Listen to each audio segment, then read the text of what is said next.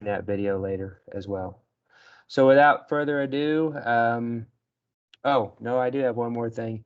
I definitely want to get out there again. We are looking to start going back to in-person meetings. That doesn't mean we'll be getting rid of the virtual link. We'll be definitely continue to post that as well so people can attend virtually. But we want to have that option for people to show up so we can have food and drink and give out lots of good prizes again. We're really looking forward to trying to get things back to normal. So with all that said, if your company would like to host an event, all we need is the venue. We'll come in and bring the food and drink and send out the invites and get everything set up. So we've had some really great ones in the past. MRI has given us their venue on an ongoing basis, and that should be coming available soon. We've had Garment Industries as well in the past, as well as DI. So if you think you might have a space available, please let us know. We'd love to come show off your facility and get geeked out on SolidWorks. And now with that, I will turn it over to you, Toby. And thank you again. Can't wait to see your presentation. All right, thank you. How's my audio? Audio okay? Not clipping or anything? Your audio is great. Okay, good. Sounds good. All right, I'm thank going to you. mute myself. Okay, no problem. And for everyone out there, feel free to interrupt me during the presentation if you have a question about anything. This is your users group, so I'm totally excited to be here and happy to deviate from the presentation and answer any questions you have. My name is Toby Schnars. I work for Dassault Systems SolidWorks. Spend a lot of time on 3D Experience. Most of us at Dassault Systems for the past year or so have spent a lot of time on 3D Experience. And tonight I'm going to show you a little bit about 3D Experience and talk about what's called the 3D Creator role. So thank you so much to Kansas City SolidWorks Users Group for having me, and let's get into it. I assume you guys can all see my screen, is that right? I do have a channel that I put together last year, a YouTube channel. It's all SolidWorks tips and tricks. So if you like my style and if you're a heavy SolidWorks user, feel free to check out this channel. It's called Too Tall Toby. It's just something I did on the side for a little while. It's kind of tapered off as things are going back to normal. But when everybody was kind of stuck working at home, I wanted to give a little bit back to the community that has been so amazing to me over the years. So I just threw together a tips and tricks YouTube channel, had a lot of fun with it. And who knows, I'm not saying it's over or anything. We've just been kind of in a lull, like I said, as things are kind of going back to normal. So feel free to check that out. Like I said, if you like my style and if you like SolidWorks, lots of good tips and tricks on there. All right, let's get into it with a demonstration of what's called X Design. So tonight we're going to talk about doing 3D CAD entirely in a web browser. And this means that you can do your 3D CAD from a variety of devices, including tablets and mobile devices, but also including maybe older hardware, older laptops or computers that you've got around the house that maybe aren't designed specifically for SolidWorks. You can still get away with using those to do this 3D CAD in the cloud.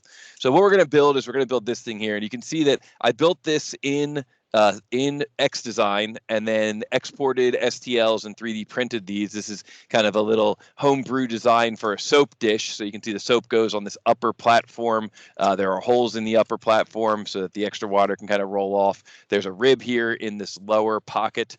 There's a little hole here in the bottom as well for the water to drain out of. So just a little simple two-part assembly that we're going to go through and we're going to model using CAD in the cloud. But before we get into that, we have to talk just a little bit about what 3D Experience is. Now, I mentioned a moment ago that you can access this from a browser, and that's really what's important to understand here, because the way that I like to frame 3D Experience is I like to say that it is an operating system in the cloud. I think this is a really good way to anticipate what to expect from 3D Experience. So it's an operating system in the cloud, and we can demonstrate that by paralleling the functionality of a traditional operating system with what you'll see in 3D Experience. So here's a list of a number of different operating systems that you may have had experience with, Windows 10, Mac, Linux, and then mobile operating systems like Android and iOS.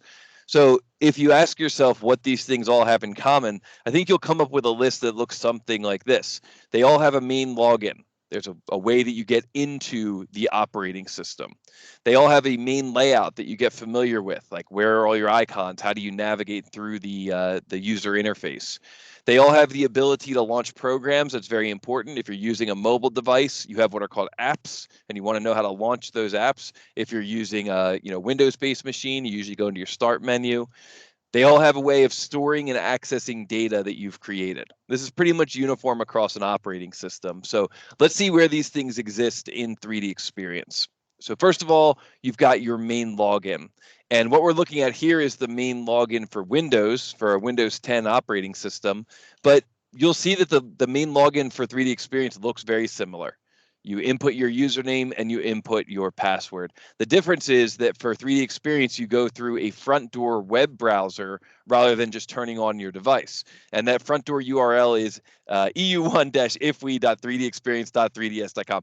I don't know, maybe 3D Experience was already taken. I don't know why they didn't just use something a little bit easier to remember, but that is the front door login. If you go there, if you go eu1-ifwe.3dexperience.3ds.com, that's where you can go to log into 3D Experience. That's the front door URL. The next thing an operating system has is a main layout. So for Windows, you got your start button, you got your taskbar icons, you got your notification area. Very similar in 3D Experience. We use what's called the compass. This is very similar to the start button in Windows. It brings up a menu of commonly used items and tasks. We've got what are called tabs. This is something that's a little bit more unique to 3D Experience, but it's very similar to how multiple monitors work when you're working in Windows. And I'll show you what I mean by that in just a moment. We've got a notification area. So what is 3D Experience? It's a operating system that exists in a browser. That's a good way to think about it. How do you launch programs in Windows? You click the Start button, you click SolidWorks. How do you launch programs in 3D Experience? You click the Start button, but that's actually what's called the compass. You find the app that you want, and you drag and drop it into 3D Experience, and that will launch that program. So instead of, you might call it a program in Windows. In 3D Experience, we call them apps. But you call them apps in other things too, right? You call them apps on your mobile device. So it's pretty similar to that. And then finally, where is your information stored? And when it comes to storing your information in Windows, you have what you're used to. You have your file system, your file and folder system. Well, in 3D Experience, you're probably going to find your data in one of two places. First of all, we have an application called 3D Drive. This is a lot like Dropbox or Google Drive. This is online storage that you can sync to your Windows device. This is online storage that you can browse just in the web browser. This is online storage that you can share links to other people, and you can upload and download to this online storage. So that's one place where your data might be stored. The other place that your data might be stored is in what's called a 3D space. Now, the difference between 3D Drive and 3D Space is that 3D Space is more like a vault. When you're storing things in 3D Space, you're doing data management. So 3D Drive is like Dropbox. You could do iterations, like you could do version 1, version 2, version 3. It's kind of like revisions, I guess. But 3D Space is legitimate data management. So 3D Drive and 3D Space, they sound similar, but they're a little bit different with the way that they actually handle the data. And in the case of what we're doing today, CAD in the cloud, we're going to be working entirely in a 3D space for data management. I'm not going to show you any data management today, but that's the only reason I wanted to kind of give it a quick mention here. These are the things I think you're going to find in almost any operating system, but what's unique to a cloud-based or a browser-based operating system is that you often set up what are called dashboards. And a dashboard is simply a layout of your tools. It's a layout of what you want the operating system to look like for the task at hand. So let's take a look at what this actually looks like in practice here. And I'm going to start by just going to a web browser. So here you can see I've got a web browser. I'm using Chrome. I go to the front door for the login. I input my username and my password, and I log in. And when you log into 3D Experience for the first time, you're going to be presented with a layout, and you're going to be presented with some kind of quick tips. So you get in here, you get started. You're going to see that you'll have this kind of like quick tips window that'll show up. Whoops, I'm sorry. I keep clicking the wrong item for the quick tips. Here we go.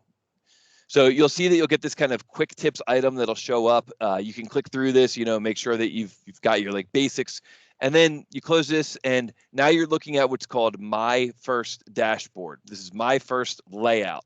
So when you see dashboard, that's all you think. Just think layout. That's all it is, just a layout of your tools. And this is not unique to 3D Experience. There's a lot of other programs like Asana or Salesforce, or there's a lot of other programs out there that'll utilize what's called a dashboard, but it really just means a layout of your tools. So I'm going to make a brand new layout here. My First Dashboard is great. It's got getting started. It's got some tips and tricks, but it doesn't have CAD in the cloud. It's not going to really help me with what I'm trying to do today. So I'm going to make a new dashboard. I'll just call this something simple like Toby's CAD dashboard. Here we go. And we can see here that now the name of the dashboard up top here is Toby's CAD dashboard. It's also here in a list, which is helpful because if I'm doing project planning, I can jump to one layout. This is going to show me a bunch of project planning tools. If I'm doing, if I want to go back and review some of the basics of 3D Experience, I can go back to My First Dashboard. It's kind of like a quick way of shifting around your layouts. And at the top here, you can see that we've got what are called tabs. And I like to think of these tabs like monitors in Windows. So for example, I'm going to rename this first tab here. I'm going to call this one Message Boards. And then what I'm going to do is I'm going to add an app to this tab. And then I'm going to create another tab.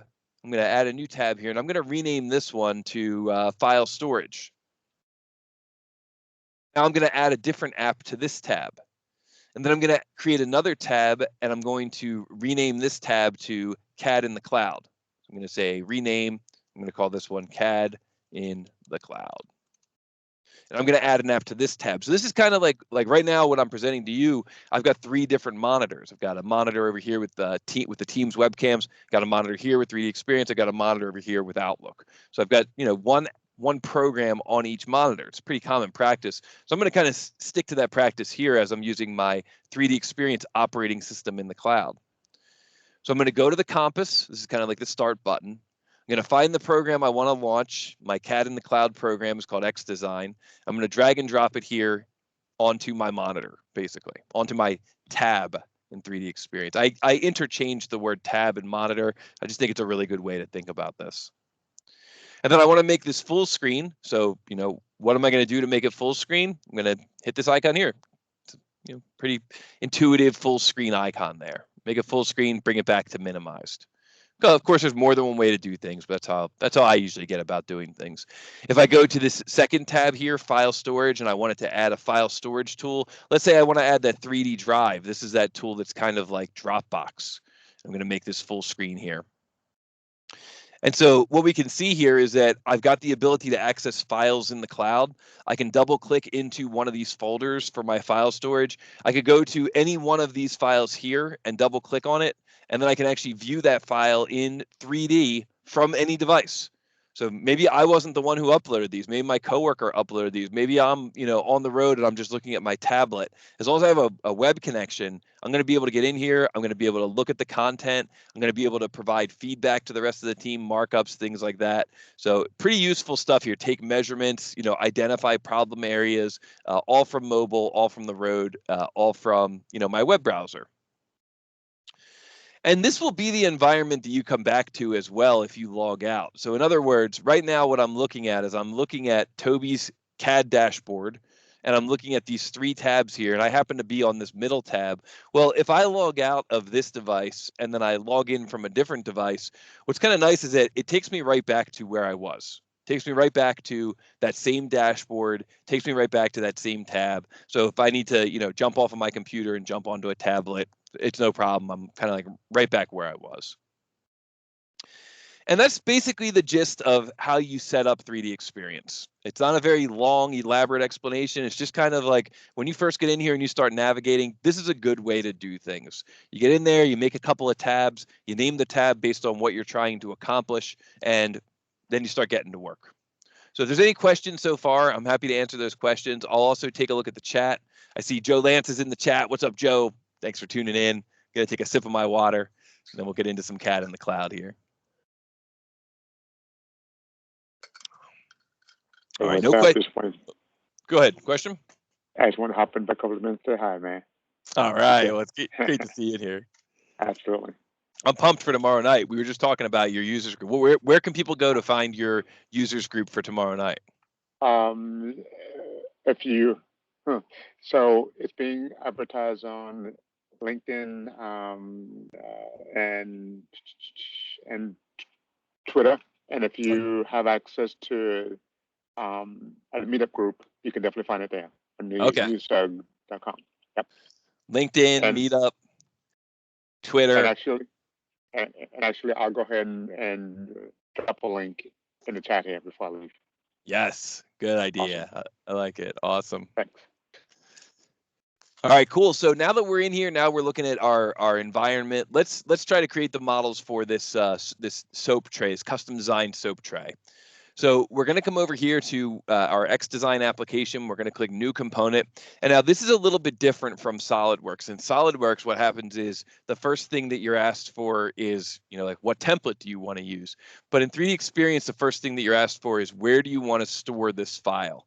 So if you're just getting into 3D Experience for the first time and you start trying to create some geometry or anything, I just want you to know to expect this. I want you to know that when you first click New Component, you're going to get this dialog that says location, and this basically means where do you want to store this file.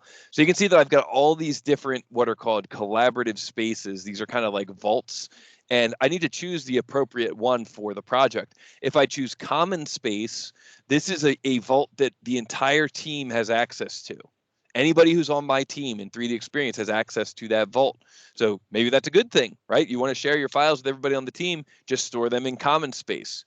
But if you want a little bit more privatized environment, if you're working on a project that you're not ready to release to the entire team yet, then you maybe want to create a new private collaborative space, a new private vault or collaborative. It's actually called a collaborative space in 3D Experience. I like to try to interchange terms so that everybody knows kind of what I'm talking about. So this is where we do data management in 3D Experience. We do it in these collaborative spaces. I'm going to point to this one here. It's called 2020 X App Storage. It's a collaborative space that I made last year, just as kind of a repository for some of the practice files that I work on.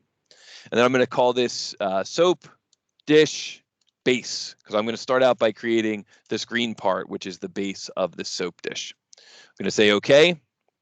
And here we are, getting into CAD in the cloud, creating a model for the first time using an entirely web-based interface to do 3D CAD. So I don't have SolidWorks installed on this computer. I don't have any other CAD. I don't have a supported graphics card. It's okay. It's still going to all work here.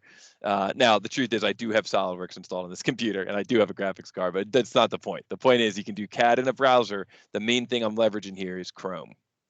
So what does this user interface look like? Well, for starters, I can press down on the middle mouse button, just like we can do in SolidWorks, and that lets me rotate around. I can single left click on things to get to my, different menus that pop up automatically. So it just feels very familiar right away as soon as you get into this interface. So for example, in SolidWorks, if I wanted to begin a sketch for my first feature, I probably would start this on the top plane. What I would do is I would click on the top plane, and then I would go to the begin a sketch command. And it's the same thing in XDesign. Pick a plane or a planar face, begin a sketch. I'm going to go down here to my sketching tools. You can see I've got all these different sketching tools down here. I'm going to choose the center point rectangle tool from my sketching tools down at the bottom. And I'm going to begin by creating a rectangle here. And then I could even press the S key, which is one of my favorite shortcuts in SolidWorks, and it also works here in XDesign. And I'm going to choose to create a smart dimension here for this soap dish. So I'll say that I want this to be at a width of, say, 65 millimeters, and I'm going to say I want it to be at a depth here of 100 millimeters. And now I'm done with that sketch. So just like in SolidWorks, I can come up here and choose the little green accept sketch to get out of sketch mode. And then I can come over to the tree, and when I click on the tree, I can jump into the extrude command. And it's just called extrude. It's not called cut extrude or boss extrude or anything like that. It's just called extrude. So I click the extrude command, and now I'm taking that sketch and I'm turning it into a 3D model. I'm not going to touch the keyboard or anything, or I'm sorry, I'm not going to touch my mouse or anything. I'm just going to go right to the 10 key. I'm going to type in 30, enter, and enter once again to finish the command. And now you can see that I'm looking at this thing in solid view. I can hold control and press number 1, 2, 3, 4, 5, 6, 7. That's a shortcut that's straight out of SolidWorks. You can do the same thing in SolidWorks to change your standard views. So if you're used to jumping around to like for me, Control 5, I know is top view in SolidWorks. Very comfortable, very familiar here in our 3D CAD in the cloud environment. Control 7 is isometric view in SolidWorks. It's also isometric view here. So now what I'm going to do is I'm going to press the S key again, and that brings up my shortcut menu. This is straight out of SolidWorks. Certainly down here, you know, we've got our action bar, our command bar down here. We've got the ability to access things like our sketch tools or our feature tools or our surfacing tools. We can even jump into assembly tools right within the same environment. So we could certainly go down there and access those tools from the bottom, but we can also just do it by pressing the S key, which is a command that I love in SolidWorks. Super happy to see that it's here in XDesign as well. So I'm going to say that I want this corner fillet here to have a radius of 20 millimeters, and then I'm going to single click on one of these edges, and then I'm going to go to this selection helper tool. And when I click on that selection helper tool, what 3D Experience does for me is it goes around and picks all 4 corners in one shot. So it just gives me a preview of what that's going to look like. I accept that preview. I think that looks good. Hit the green check mark. I'm ready to move on to the next feature. Now there is a save command in our environment here. There's also kind of an auto recover, auto restore. So if anything happened, if your computer went down or something like that, the next time you go to log in, you'll see that there's a button that says restore that shows up. But the save command is just a little bit more of like a hard save, like a make sure I'm saving at the current state. You also have some other options in here for things like save as and export, and Control S works as well. So if I press Control S, you see a dialog box shows up that lets me know, hey, you're saving this component. And I think that's a good thing as well to do, you know, just so that if one of your coworkers happens to access this file, they're able to see the latest changes that you're making. So I'm going to S key jump into fillet again. And when I jump into fillet again here, I'm going to say that I want this to have a radius value of 8 millimeters. Tangent propagation, just like we have in SolidWorks, rips around the model, and we can hit the green check mark and move on to the next feature. Next, what we'll do is we will shell this model. So this one is not in the S key menu, and in the current build, we don't yet have customization of the S key. I'm hounding these guys every day. We got to get customization of the S key. It's gonna up my game so much, but we don't have it yet. So if it's not on here, then you just got to go down and get it from the menu. So I go down to the menu, I choose the shell command here, type in a shell value of 4 millimeters thick, and then I will hit this face here, take a look at the preview, think the preview looks good here, and I'll hit the green check mark, and we're ready to move on with this design. Now, a lot of times for me, what I do is I like to rename my features in the tree. So I might call this one like main shape, and then I would call this one corner fillets. The way that I'm doing this so quickly is I'm using F2 on my keyboard. These are shortcuts that I use a lot in SolidWorks as well, but I'm using them here. Call some bottom fillets, and then maybe I'll call this one shell to 4 millimeters. Usually I wouldn't necessarily put a dimension in there because it's not dynamically linked, but I'm doing it in this case. I'm breaking my own rules, and I'm going to do a Control S for save so I can move on to the next step of the design. So for this next step, what I'll do is I'll pick this face right off the model, and then I'll jump into the sketch command. And then what I will do is a little right mouse button select tangency. So we have some right mouse button functionality in here as well, which is extremely helpful. You'll notice that the little dialog box that shows up is giving me what it thinks is the most common commands that are used in the workflow. This is just based on the programming that's built into the software. There's occasionally a little bit of machine learning here also, but the main thing is just that there's programming built into it to kind of understand what the most common workflows are. The point is that from this workflow, I'm able to quickly go from having nothing selected to doing a right mouse button select tangency to doing a convert entities, kind of all in one pass, all in one quick pass there for that workflow. So what I did there was I converted this upper edge of the pocket, the inner edge of the pocket, and that's because there's a little step in this design. There's a little step here so that the platform has a place that it can sit all around the outer edges. So I'm going to create that step now by going into a cut extrude command. Now, normally what I'll do is I'll exit the sketch, and then I'll come over here and I will just pick the sketch in the tree. But we can also go right down to features and just jump right into the feature. So you got a couple of different options here as far as what you want your workflow to look like. And we can see here that the feature itself is an extrude feature, but just extrude. It just says extrude. So what that means is from within this feature, I could say, you know what, I don't want to add material. I want to remove material. Or I want to create a new, this would be kind of like a multi-body extrusion. So it's like extrude and combine, like merge results, or make a new multi-body extrude feature. Or in my case, I'm going to do a cut extrude. And I'm also going to say that I want this to be a thin cut extrude feature. So I'll say that I want this to be cut extrude. I want it to be a thin cut extrude feature. And I'm going to say that I want this to have a wall thickness of 2 millimeters, and that I want it to go down to a depth of 10 millimeters. So just a nice little enter, enter. I love that we can do enter, enter to finish those commands, just like we can do in SolidWorks. That gives me that kind of step down area. This thing's looking pretty good so far. Going to jump to the next feature here by picking this face, beginning a sketch. The view gets oriented for me automatically. I can use holding control on my keyboard and the middle mouse button. That's a shortcut in SolidWorks to pan. It also works here in XDesign to pan. And now what I'm going to do is I'm going to begin a line command. So I could do S key line. And I'm just going to draw a line here, starting at the origin, moving out like so. And then I'm going to go down into my features. And from my features, I'm going to choose what's called the rib command. So from the rib command here, we can see that what SolidWorks will do with a rib command, or sorry, what XDesign will do with a rib command, is it will create that rib command in a way that it is extruding up to next in 3 directions, essentially. So it's going up to next to go down to this lower surface here. It's also extending up to next over to this wall. So it's like up to next here. It's also going up to next over here, and it's also going up to next over here. The rib command, one of my favorites in SolidWorks. Super excited to see that it's here in XDesign as well. And down in the advanced settings, we can do things like add draft. I could say I want this to maybe have 5 degrees of draft, and I'll decrease the wall thickness there to 2 millimeters. So there we go. All right, this thing's coming along pretty nicely.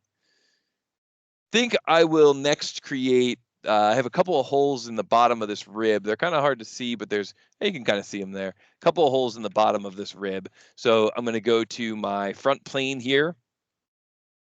That's just a plane right from the center of the model. I'm going to begin a sketch, and I'm going to actually kind of rotate back to where I was. And I'm going to take this edge here and do a convert entities, and then I'll do an S key circle. And once I go to S key circle here, you can see that I can wake up the midpoint of that line and sketch a circle here. Now this time I'm going to do a different move. Up to this point, what I've done is I've pressed the S key and go into Smart Dimension, but you can actually establish the Smart Dimension command. Let me just click here and close that command.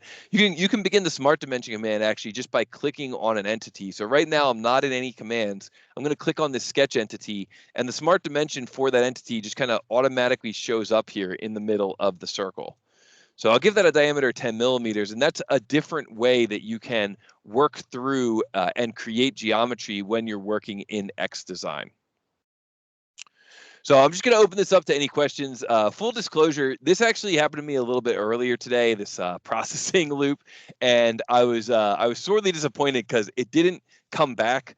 And I don't know what triggered it. I was like, man, I hope this doesn't happen while I'm doing the demo tonight. And now it is happening. So it's something where, I was able to practice, or at least I was able to kind of anticipate that this might happen. But unfortunately, I don't really have an answer as to what happened. So we might have a chance here to see the restore function in XDesign, and we'll see how much I actually kept from this session.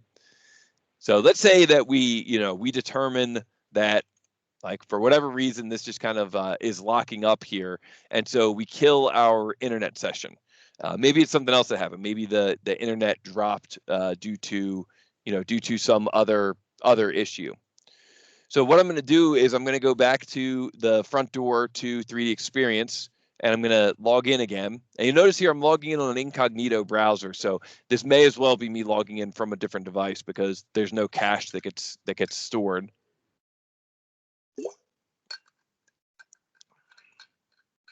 Let's see if that ends up actually hurting me now that I'm saying it out loud. Okay, and you can see that we get to this point here where we do have this restore option. So if the internet goes down while you're in the middle of working or anything like that, if you lose your connection for some reason, you can see here that you are able to restore back in. And now that I did restore back in, you can see here that actually everything's there. That sketch is actually even still there. So So it ended up working out that time, but that's not meant to excuse that processing thing. I'm kind of hoping that's just on my machine for some reason, but I don't know. I mean, if that's happening to anybody else, we got to definitely get a grip on that right away. So here you can see that I was able to just jump back in. I'm right back to where I was, and now I'm going to turn this sketch into a feature as well. I'm going to go in here to features. I'm going to go to extrude once again. This time what I'm going to do is I'm going to say that I want this to be a cut extrude, just a regular solid cut extrude. And instead of cut extruding the entire sketch, I'm just going to take my mouse out here, and you can see that I can pick a region of that sketch. I don't have to grab the whole thing. So I'm going to make this into a mid-plane cut extrusion here. I think that looks pretty good. It's going, clearly through that rib. All right. And now let's turn that into a linear pattern. Let's make 3 of those, one on each side. So I'm going to go to linear pattern here. I'm going to say that the feature that I want to pattern is the cut extrude. I'm going to, for the direction here, I think I don't really necessarily have a good edge. So I'm just going to pick the plane itself, which I think is pretty cool that you can pick the plane. And you can see here that once I type in the distance, let me make that distance 15, I can see a preview of what that linear pattern is going to look like. But something that's kind of cool in 3D Experience is that we can actually do symmetry when we're doing linear patterns. So you have the linear pattern going in one direction and then click symmetry, and it automatically does the same thing in the polar opposite direction. So I think that's pretty cool. I wish we had that in SolidWorks. I know in SolidWorks you can do direction 1, direction 2, but I just think it's kind of tricky how you can just get in there and do symmetry. So I'm going to hit the green check mark there, and that pretty much does it, I think, for that part. Maybe I would go through and I would rename some of these final features here. So this would be upper step. This feature here would be the rib. I don't think I need to rename that. Lower, center, hole. And then this final feature here would be the hole pattern. And then I'm going to save that model. And next, what I'm going to do, maybe just to kind of finish this off to make it look a little bit more real world, I'll come in here and let's say I'll change the color of this model, make it this green color. Looks a little more like what the customer gave me. Whoops, I think I canceled before I saved that. Try that again. Here we go, green color. Okay. All right, so now what I'm going to do is I'm going to create an assembly so that I can create both the bottom and the top of this part, so that I'm able to kind of essentially work in context, right?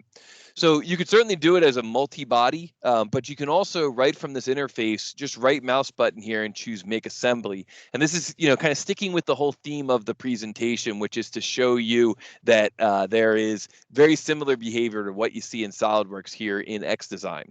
So this would be kind of similar to taking a part model and saying File, Make Assembly from Part. I'm just going to do File, Create New Assembly. I'm going to click right on the header of the tree, and I'm going to do Create New Assembly.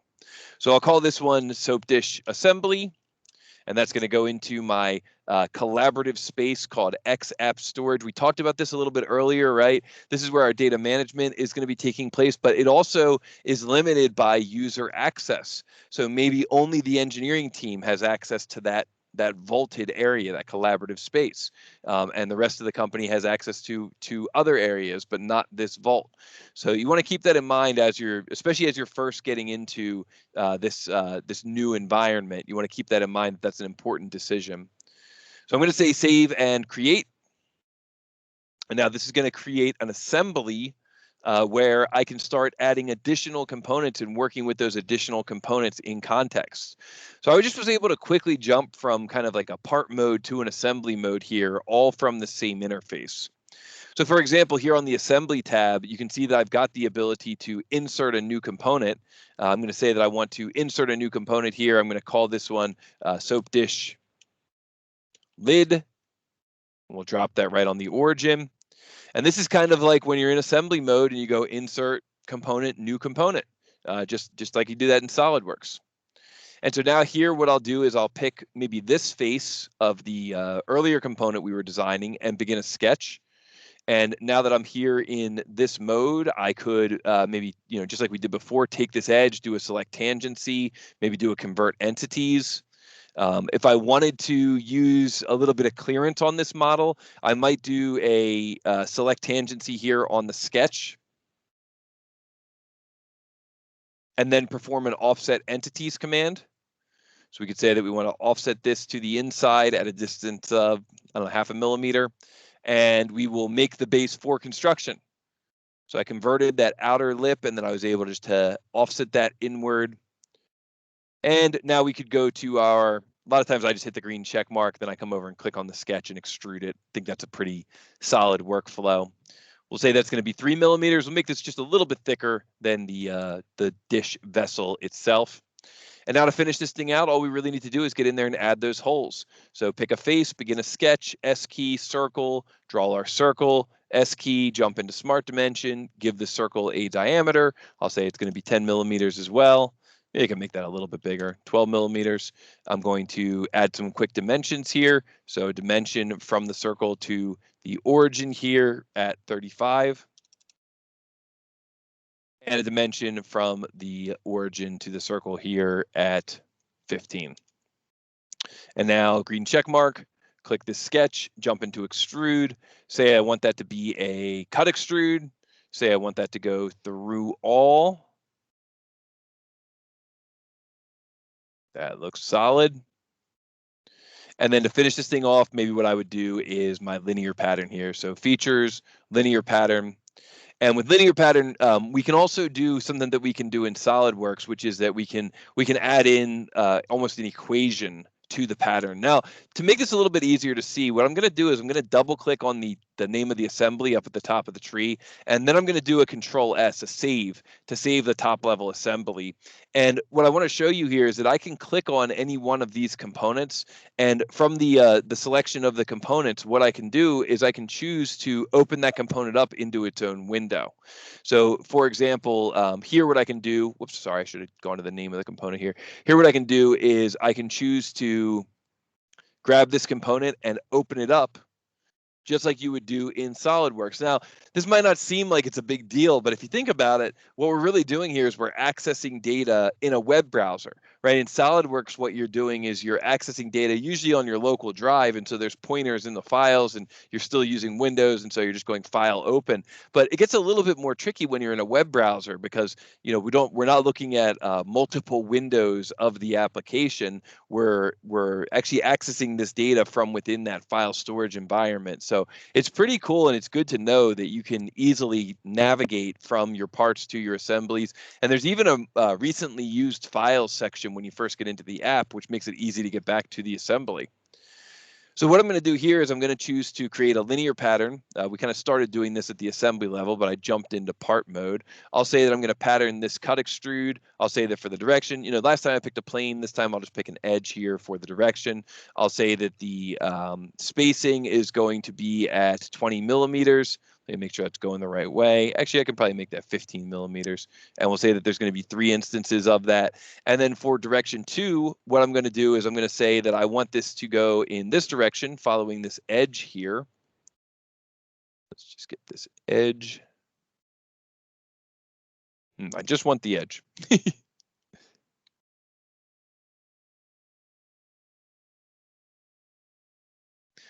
See, it ended up getting the face there.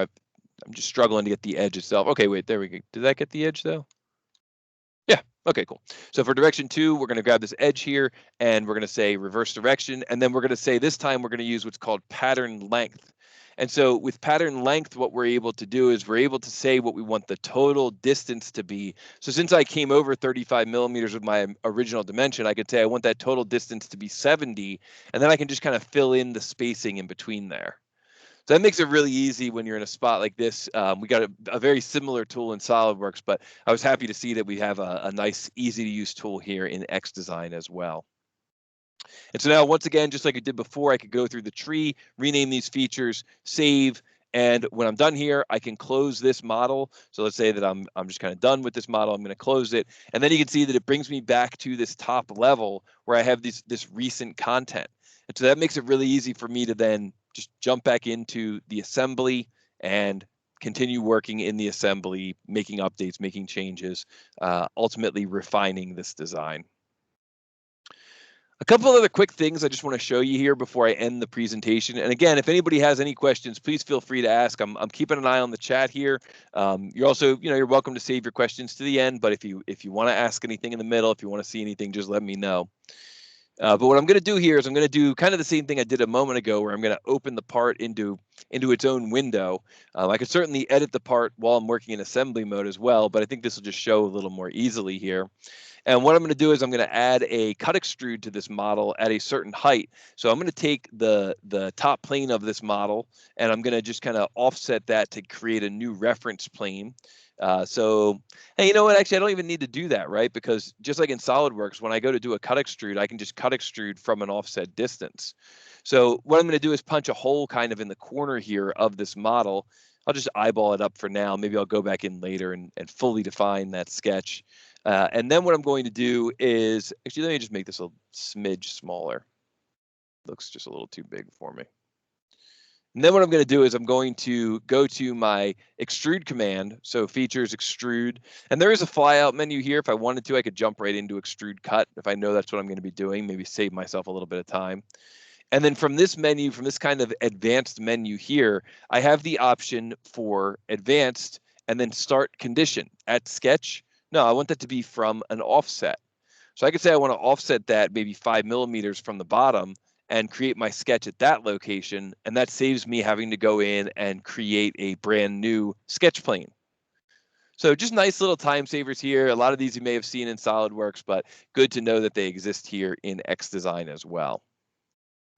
Probably one of my favorite tools in SolidWorks is what's called the full round fillet command, and I'm happy to see that that is here as well. It's kind of cool. You don't even have to pick different boxes for it, so I can just go this face, and this face are all going to be selected. And because of tangent propagation, 3D Experience solves that as a full round fillet all the way around. So now I no longer have a sharp edge running around the top of this model. But because it doesn't actually ask you what to select, and because it's kind of trying to solve it on its own, you actually can do a full round fillet on multiple faces at once. And this is something we can't do in SolidWorks. You'd have to do a full round fillet with 2 different commands in an environment like this. But here you can see in 3D Experience, what I can do is I can pick this face, this face, this face, and this face. And I can actually get both full round fillets at once. The only reason I think it's hiccuping here is because I think my original cut extrude was down a little too far. So let me just bump that cut extrude up. So I'm going to double click on this feature. That takes me into edit feature mode. And I'm going to bump this up to 4.5 millimeters just so that it's not exactly on the ground there. There we go. And so now we can see that that full round fillet was actually able to get both of those faces in one shot, which is something in SolidWorks, we'd have to do that in 2 separate full round fillet features. So I just think that's so cool. And that's why I wanted to show it to you guys. So at this point, once again, maybe I would do a Control S for save. I would maybe go to my regular toolbar here and just look for the save icon and expand that. I would go to export. And then from the export command, I would go into the file format of STL. Down here in resolution, I would set this up to be, a resolution that's going to give me, real nice results from my 3D printer. So kind of in this case, I think I drive these both all the way down to get the best results. And then I would send that off to my 3D printer, just save it off as a file on disk. If I call this soap dish base and I say export, then you can see that it shows up right down here in my web browser. So just the same way you would download anything from Chrome, it shows up down here at the bottom, the lower left. And then when I'm done with that model, just like I showed you guys earlier, I can say close here, takes me back out to the top level. And if I need to do anything else with the assembly, at that point I can get in there and do more with the assembly. So at that point, I think that's a pretty good amount of time to be taking a look at 3D Experience for the XDesign demonstration.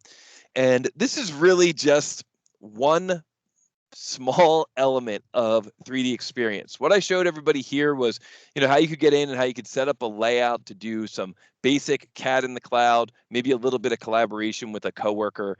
But the way the 3D Experience works is that it's really intended to be a web portal that you and your entire team can log into. It's a subscription-based web portal that your entire team can log into. So you go to a web browser, you log in, your coworker goes to the same URL, but uses a different username and password. They log in, your coworker goes to the same URL, but they log in as well. And within this web portal, you're going to find tools for business development. So going out and finding new customers or going to your existing customers and selling them new product. And you're going to find tools for product development. So taking something that's just an idea and refining it and developing it until it can be sold to those customers. And all these tools are in one unified system for the sake of collaboration and coordination. And the way that these tools are bundled up are in what's called roles. Roles are just bundles of these programs. So, for example, the very first role that you get gives you a basic suite of tools that lets you do message boarding and lets you do online file storage. And that's a great place to start. You know, your administrator might go to 3D Experience and they might say, we just need to do some planning. We're planning for an upcoming customer event. We don't need CAD in the cloud. We don't need simulation. We just need to do some collaboration amongst our team, make sure everybody's on the same page, or we want to have privatized message boards that nobody else can read. All right, great. We'll get you some roles of collaborative business innovator. But then you might outgrow that. You might find that you actually need some data management capabilities. And so we could get you an additional role. It's called collaborative industry innovator. Your administrator, your team would go to 3D Experience and purchase roles, which are kind of like licenses. They're kind of like seats. And then the administrator will dish these out to different people. Maybe you've got 10 roles of collaborative business innovator and 5 roles of collaborative industry innovator. So the administrator will dish those out to different people on the team. Maybe you find that you need to do some actual Gantt style project management, or you need to do some 3D CAD in the cloud, or maybe even some sub-D modeling in the cloud. Each of these are different roles that your team can purchase. And maybe you even outgrow those tools and you get to the point where you need some high-end simulation. Well, we've got solutions for that too. And we actually have over 90 of these roles that are available for our customers today. And that portfolio is growing. So just keep in mind that, you know, we're really just scratching the surface with this presentation. But I hope that helped to kind of help you understand what 3D Experience is, and specifically gave you a chance to see that it is a very capable 3D CAD in the cloud system. You can do a lot with that 3D CAD in the cloud tool when it comes to, you know, looking down at these solutions, lofts, sweeps.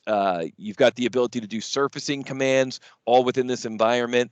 Now, if you wanted to get into something like sheet metal in the cloud, well, there's a different role for that. It's called 3D Sheet Metal Creator.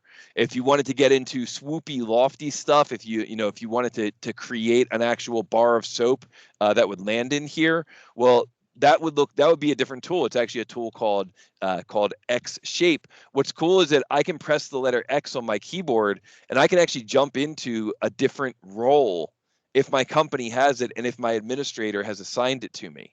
So my company also bought X Shape, which lets me do what's called subdivisional modeling. It lets me drag a blob out here into space.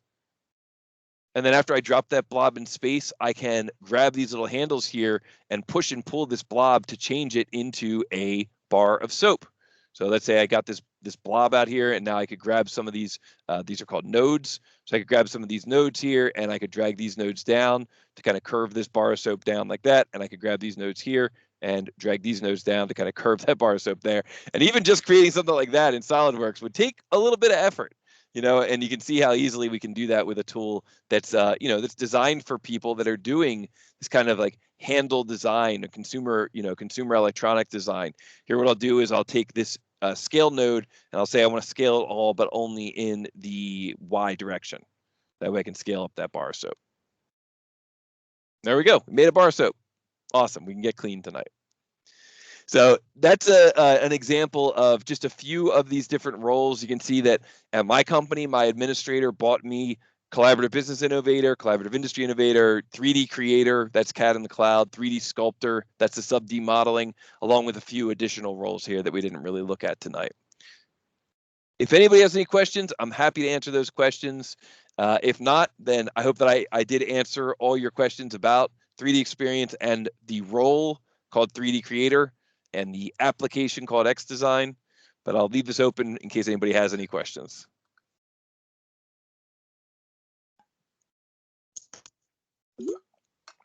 Yeah, Toby, this is Jason. Maybe I'll start us off here. Sure. One of my big curiosities is,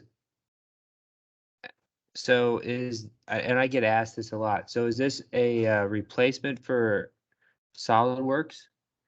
Can I use my SolidWorks files? And I know the answer is yes, but I don't know more than that. So the answer is in the way that you're asking the question, like, is this a replacement for SolidWorks? It depends on what you're doing. That's really the answer. Is this as capable as SolidWorks? No, not. I mean, not if you were to look at the overall capabilities of SolidWorks and put it side by side with, for example, one app like XDesign. Now, is 3D Experience overall as a solution as capable as SolidWorks? This is where things get a little bit more nuanced because it depends on what you're trying to accomplish. Let's say you are a company that does a lot of swoopy, lofty, handle design type of parts. The SolidWorks tools probably aren't really doing that much for you. You probably spend a lot of time doing surfacing and getting frustrated and feeling like there's got to be an easier way. And so if that was the role that you were in, having a tool like this where you can just come in and grab certain nodes and then grab these nodes and kind of push pull them at will and lay a hand sketch onto this design and figure out what this needs to look like. You can see here that it's got an option here where after you pick on a face, you can further subdivide this, or you can do what's called extrude, and that actually like pushes just that face out, and now you've got this additional set of nodes that you can work with, and you can push pull even further. So I mean, if what you're doing all day is designing action figures and toys and consumer product design for shells or RC cover, or even automobile casings, you bodywork, you might find that this is actually more capable or more appropriate to the type of work you do than SolidWorks. So in that case, you could say, yeah, this would be a replacement to SolidWorks. So it really depends on what you're doing. Right now, today, I think that we're still in really the infancy of these solutions. And, I think you're going to see a lot more coming down the road as far as capability goes. But I just think it depends on, what you're trying to accomplish and what the pros and the cons are. For me, like, I'll give you another example. For me, I do most of my work alone. I do most of my work, my hobbyist work. I mean, I do most of my hobbyist work here at home. I have some 3D printers. I like to tinker. I like to make a lot of brackets for stuff around the house to, hold up different devices or repair devices around the house. So for me, SolidWorks is a much better solution. I've got computers that have supported graphics cards. I've got access to the software. But if I was in a different position where I was working on a team of people and we were all always on the road, and we wanted to have like a central repository for where our data was stored, and we didn't necessarily have supported hardware, well, then 3D Experience XDesign might be a much better fit for that environment. It also depends on how far you actually are pushing this software. If you're just coming up with kind of first pass, first level designs, and then you're handing that off to another team, again, that might indicate that XDesign would be a good fit for your team. If you're trying to do full end-to-end product development, including everything, including the bundle of drawings, you'll notice there's no drawings in XDesign. There's actually a different app that we have that does drawings, but it's not part of XDesign. Then this might not be the best fit for you. I see in the chat, MG is asking, is there any sheet metal features? So we actually have a different role for sheet metal. It's called 3D Sheet Metal Creator. But if I go in here and I look for 3D Sheet Metal Creator, I notice, oh, I haven't been granted that. My administrator never granted me that role. So I'm going to have to send my administrator a message and say, hey, I want to start using 3D Sheet Metal Creator. Can you unlock that role? Do we have any open seats of that role that you can grant to me? And if the administrator says, no, we don't have any, then maybe we have to purchase an additional seat of that software. So no sheet metal in this one. We also, in 3D Experience, we offer a role called 3D Mold Creator. It's specifically for mold design. It puts together the entire mold base structure and all the plates in the mold base and helps you with doing your mold design. That's also not a set of tools that's included with X-Shape. That is a set of tools that's included when you get SolidWorks. So whether or not it would be a replacement for SolidWorks, I think is a subjective question based on what you're currently using SolidWorks for. Hey, Toby. Yep.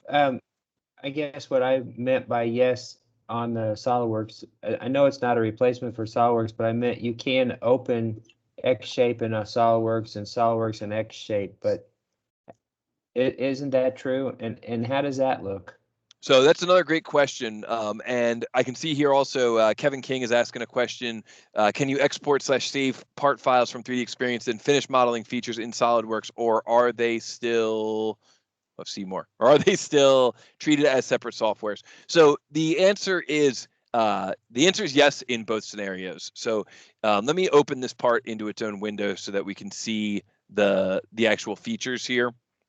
I have to finish the sub D modeling here, and then I can grab this part and actually open it up.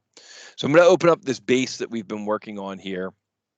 And when I go to open up this base that we've been working on, I'm going to once again export. So I'm going to go here to my exporter. And when I go to export, the file format that you would want to go to would be SLD XML. So that's SolidWorks XML, SLD XML. And once we go to SLD XML, you can see this is going to be called Soap Dish Base. And I'm going to open up this file in my Windows Explorer, and I'm going to jump into SolidWorks here.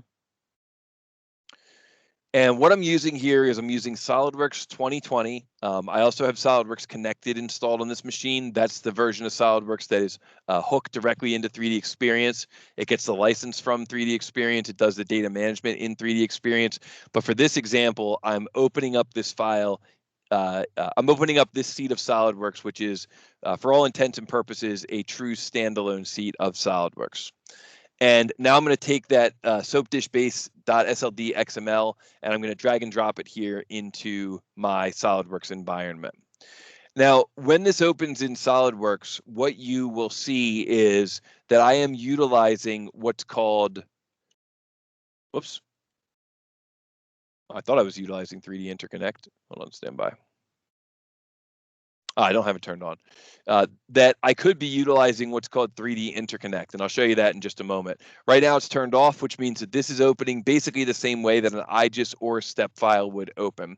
So no history tree over here on the left. It's an imported document from 3D Experience, but I've got the ability to modify this file because it is a true solid import. So you've got the ability to modify to continue working on the file downstream in SolidWorks, but the file doesn't come in with a history tree. Now, as far as interoperability goes, you've got a number of different options, but one of those options is the ability to use 3D Interconnect. And so what 3D Interconnect will do is it'll let you bring in that same SLD XML file, but actually have a marker or a container where that file is being hosted. So you'll notice here that I have the traditional symbol for the external reference, and I've also got this little arrow here next to Soap Dish Base. And so now what I'm going to do is I'm going to do basically the same change. I'm going to take a sketch of a circle here and extrude cut that through the SolidWorks model. And then what I'm going to do is I'm going to go back to my web browser here, and I'm going to make a change to the... Hey, Toby, we lost your screen. I think there. Okay, it's back. Okay, cool. Everybody good? I didn't lose anybody else. Still seeing the SolidWorks? No. Now, Jason, I think you might have changed your sharing. Yeah, I think we got your. I think we got your desktop. That's not my desktop. That's somebody's flowery Okay. desktop. Okay, no problem. I'll just get back here and share my screen. There we go. Are we back now? Yes. Or it's coming?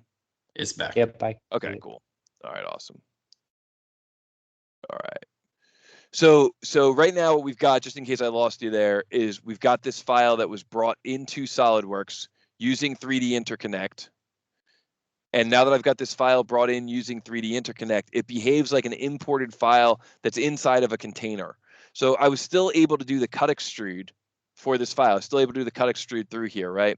But I'm going to go back to 3D Experience, and now I'm going to modify the original design.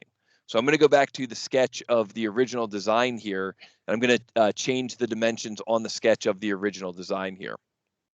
And what we're going to see, so I just double click on that. I'm going to change this to 95, say.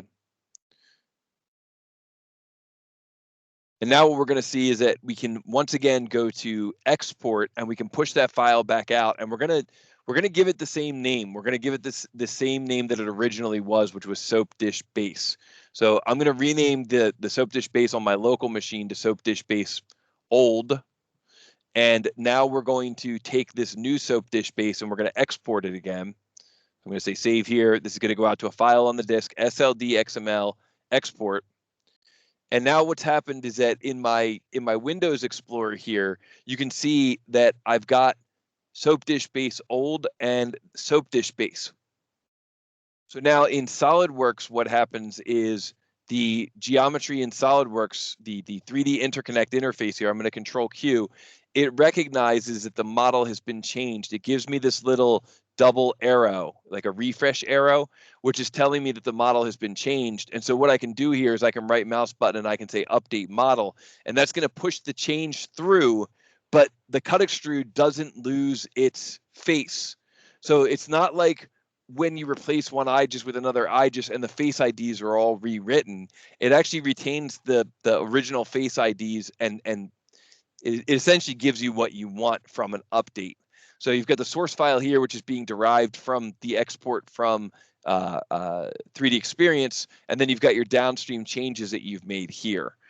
This is something that happens occasionally with mechanical design, but it happens all the time with the soap itself, with the swoopy lofty shape. You bring the swoopy lofty shape in, then you split it, you shell it, you add fastening features between the two, the top and the bottom of the case. That happens all the time, and then there's a change to the sub D model, and now you want to update it. You don't want to lose all your work. Well, I'm not going to say you never lose any of your references, but it works a lot better than losing everything every time. So that's the first version of the answer. The second version of the answer, which is a much more elegant solution, is actually demonstrated in a little bit in the link that I shared earlier up at the top of the chat. And basically what it is that over here in your task pane, you can include an add-in in your task pane that connects to 3D Experience. And so what happens is you're doing your data management in SolidWorks by connecting SolidWorks to 3D Experience. And you're also able to take files from that data management environment and bring them directly into SolidWorks. Now, you still don't get the history tree. The history tree isn't going to come with because it's using a different kernel. I mean, that's really the reason why. But you do get that ease of use and interoperability. So you can go either way. You can either say, we just want to use 3D Experience on its own and kind of hand files back and forth to SolidWorks. That happens a lot with users who are doing the swoopy lofty tools. Or you could say that we want to have a lot of files being exchanged between 3D Experience and SolidWorks. And if that's the case, you can either do it just by exporting and importing, or you could do it by taking those files and adding them to the collaborative space by doing the data management part of things. I know that was like a pretty deep answer. And I'm sorry, I can't just say yes. I mean, the short answer is yes. You saw me do it there. I mean, the first answer would just be yes. You just do file open. If you want to take a file from SolidWorks and you want to open it in 3D Experience, you just add it to the vault and you start opening it and working on it in 3D Experience. You can do the same thing in the other direction, but you don't get the feature tree. And then, the slightly longer answer is if you don't want to do it as a file exchange, you can do it directly here in the task pane using the 3D Experience plugin. I don't think let me just grab that link from the top here and I'll show you at least a little bit of what that looks like. So this is the 3D Experience data management in the cloud playlist that I published, and I included it up at the top. And this is what that interface looks like. So the interface that's being shown here in the YouTube video is showing you that I'm modeling a part in SolidWorks, and then I'm adding that part to the vault over here on the right. So this area over here on the right in the task pane is actually connecting to 3D Experience, and it's letting me push the files from SolidWorks right up into 3D Experience. And once they're in that vault in 3D Experience, I can open them in the browser. I'm not going to, I don't know if it's obvious or not, but I'm not going to be able to open a file from the web if that file only exists on my computer. I need to bring it up onto the web somehow first. So, that's how you would do it. Now I can, I can just go into 3D Experience and import. So I guess I sort of could could just open it directly up. I could do import, and then I could say that I want to browse to a file on my computer and I want to grab a SolidWorks file and like import it and just upload a SolidWorks file up. But I wouldn't, personally, I wouldn't do it that way. I would do it through the data management just because everything works a lot cleaner. Big long answer there. Sorry about that. I think that was Jason. You had asked that initially, and Kevin, I know you had asked in the tree as well. But hope that answers the question. That did. Thank you. Hey, there's another good question in the chat there. 3D experience, is this a solution to avoid EPDM? Yes. Yeah. I mean, if you the playlist that I mentioned a moment ago, this playlist here, this shows you this playlist was written for a different topic than what we're talking about tonight. Tonight we're talking about doing things entirely in the browser, right? We're doing CAD in the cloud. That's what we're showing tonight. But what this playlist is showing is how SolidWorks users can do data management in the cloud.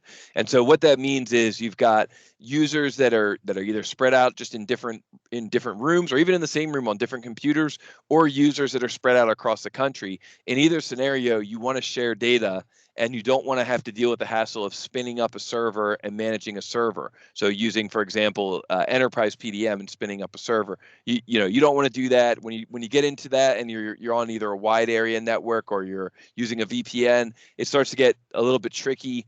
You know, meaning you've got people that are located around the world on different networks. This is a solution to that. This data management in the cloud in 3D Experience is a solution to that.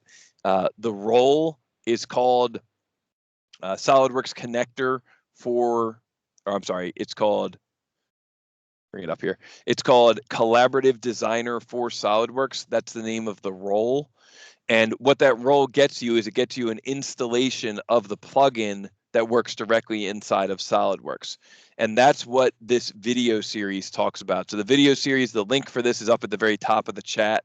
And that's exactly what this is talking about. It takes you through start to finish, kind of like what the project is that we're working on, what the installation looks like, you know, what it looks like to do some, you know, just cover some basics of data management, what it looks like to make a new file in SolidWorks and check it in, what it looks like to make revision changes to that file, and then finally at the end here, what it looks like when there's another user that's going to start accessing your data. What if you're still working on the data? How do you let them know that you're still working on the data? You know, what if you've made a newer revision and now they want to see your newer revision? This is all stuff that's covered in those videos. So, you know, I mean, I don't know if I would say go as far as saying avoid EPDM, but I think I get the spirit of your question. And yes, whatever, I'll say it. Yeah, this is how you could avoid EPDM. Let's see here. ECN can only be managed with Innovia, or automated workflows still as possible with current 3DE module. You still get so I think the spirit of this question is how much customization do you get in the initial offering of 3D Experience data management compared to enterprise PDM? It's kind of a tricky, it's kind of a nuanced question, because there's a lot of roles that can be leveraged to get you to that level of customization. But basically what you initially get, EPDM gives you more capability, more customization, more capabilities. So as far as automating workflows, I mean, you can still do a lot of that inside of 3D Experience. It all falls under a domain called the governance domain. So if you're looking up data, you like you're saying here, you could look it up with Innovia. That's the technology behind the governance domain. But if you want to get into what exactly 3D Experience can do, that's what you would want to look up. You would want to look up what's called the governance domain, and then you could, you know, you can ask questions. I'm just trying to think of like what the text strings are that you could look up. It really comes down to that there's a lot of different tools that you can get that kind of plug into the system depending on how complex you want it.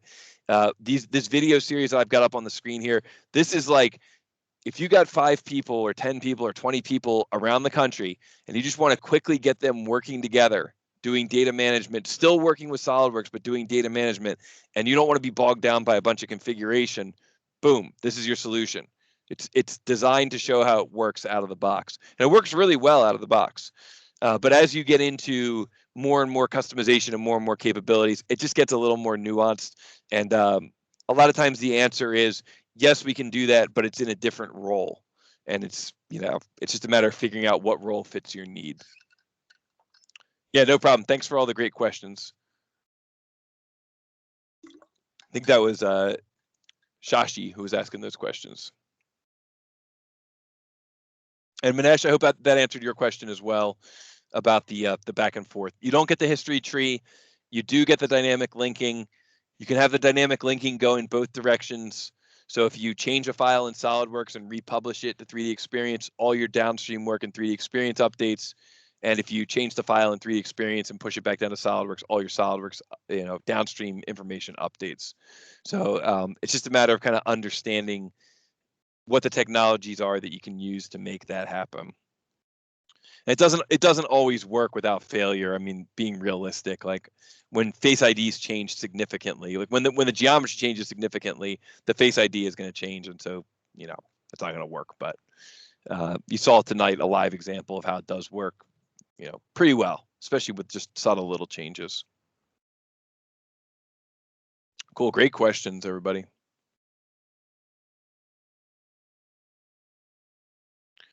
I didn't even really know how much time I had for tonight, so I hope I didn't blast past my allowed time or anything.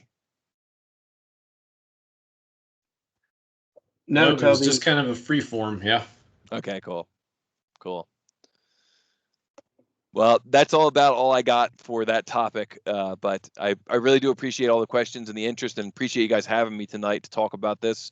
It's something that we are all learning a lot about. So if you have any questions, feel free to ask us. And you can always, you can post questions on the new SolidWorks forum. That's a good place to go if you have questions about, obviously about SolidWorks, but you can also get to what's called SolidWorks. I think it's called SolidWorks Connect, a different message board in that same interface. That's where you can also ask questions about 3D Experience. Either one, I try to get into those forums pretty much every day and see what's going on in there. Well, Toby, that was just a great presentation. I really appreciate it. Thank you. I had to turn my video off because I was getting a little bit of audio garble there. We don't want that. No, we don't want that. But regardless, that was a great presentation, and we really do appreciate it. I hope you can hear our applause. No, I appreciate it. If you guys enjoyed it, put a 1 in the chat. That's usually how you can applause if you're ever in the chat. That's like the common way. You just put a 1 in the chat, and that lets the presenter know that you are that you're good, that you got everything answered. And I hope that Jason, that you got all your or got a little bit better insight as to what's going on in 3D Experience. And Mark, same with you. I hope that helped to kind of uncover a little bit more of it. My good friend Jordan Tadek, he once said to me, just think of it like an operating system in the cloud, and it opened up so many light bulbs for me, and it really helped to have things make more sense. I was like, oh yeah, that works. Yeah, I think that was a great analogy. I mean, that makes it easier to describe to other people, even myself, with the tabs and everything, with the 3D Experience, and trying to bring that in. The way you explain it, perfect. So I appreciate that a lot. All right, awesome. Yeah, and the one thing that's really important for you, as somebody who's going to be getting into 3D Experience, is take this URL. I'm going to drop it in the chat right now, and just make sure you save it and make sure you share it with your team. That's what's called the front door. I call it the front door URL. And what happens a lot of times in 3D Experience is that people will take this URL up at the top of the screen and they'll share it, and it's usually unhelpful. It's usually not helpful. Like, part of the reason it's not helpful is because it has the dashboard information embedded in it, and you don't have access to my dashboard. Yeah. Like, I haven't shared my layout with you. I have the ability to go to, you could come over to my desk and be like, hey, I really like that layout. Can you share that with me? And I can say, yeah, no problem. And I can go in here and share it with you. But if I just send you this URL, it's a lot of times not helpful. And similarly, people will send you URLs directly to certain message boards. But those can also be unhelpful. because then you're like, I don't know where I am. Am I in the right spot here? Like, how did I get here? How do I get back to where I was yesterday? And so that front door URL is the answer. That's how you get back to where you were. It's how you jump from one device to another, and you're always in the same spot. Just always use that eu1-ifwe.3dexperience.3ds.com. It just rolls off the Rolls tongue. off the tongue. Yeah, it's just Oh, cool. completely. Well, hey, Toby, if there's no more questions, I think we can wrap it up and let you go. Awesome. Yeah. Well, I'll stop. Just make I'll sure you stop guys speaking. all check out Toby tomorrow on the Houston SolidWorks. That's going to be a pretty cool meeting. So Yeah, that's going to be a lot of fun. Yep. So, yeah, please do check it out. Yeah, thank you, everybody. We really appreciate your time today. Toby, again, we really appreciate your time. That was a great presentation. Great. And Thank you. thank you, Mark, for finding Toby. That was fantastic. And yeah. So with that, again, I'll just remind everybody that we are looking for venues for our next meeting. And if you would like to present, yeah, we're always looking for more presentations, and we love it when we get actual users from around the area to present as well. So please, or if tell you've us got what something, you want us to bring to present. We've got a whole swath of options now, like Toby and other, pros at SolidWorks that have all kinds of new topics to talk about. So if there is something you want to hear about, just send us an email or like a note through Meetup, and we'll see what we can do. Yep. All right. All right. Well, have a great evening, everybody.